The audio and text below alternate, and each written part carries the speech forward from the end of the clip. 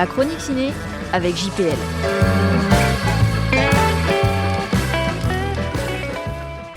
Avignon, In et Off.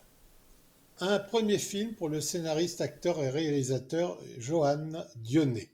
Et un coup de maître. Pourtant, au vu de la bande-annonce, décidément le piège à con par excellence, passez-moi l'expression, ça ne s'annonçait ni original, ni baigné de tendresse pour les métiers du théâtre. Stéphane et sa troupe débarquent au Festival d'Avignon pour jouer Ma sœur s'incruste, une pièce de boulevard. Il y croise Fanny, une comédienne montante qui joue dans un classique de Victor Hugo et tombe sous son charme. Sur un malentendu, elle l'imagine être l'interprète de Rodrigue, le rôle principal du prestigieux Cid de Corneille.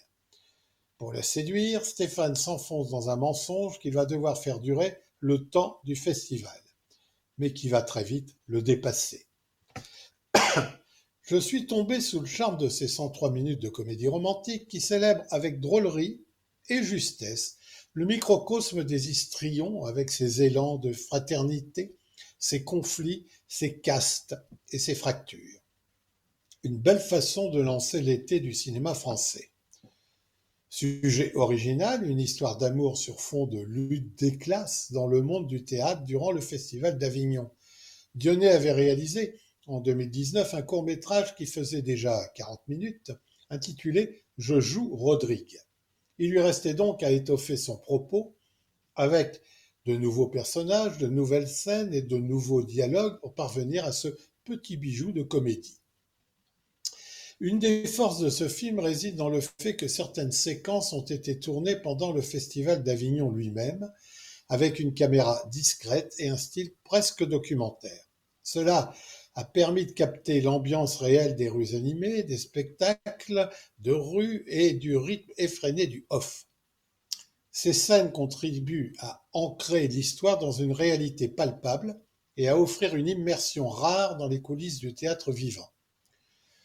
Le cinéaste réussit un film de troupe qui parle de son amour pour les théâtres, tous les théâtres.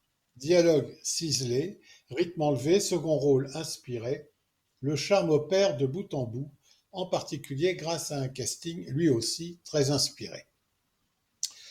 Le seul nom vraiment connu reste celui de l'humoriste Baptiste Le Caplin, qui montre enfin toute l'étendue de son talent.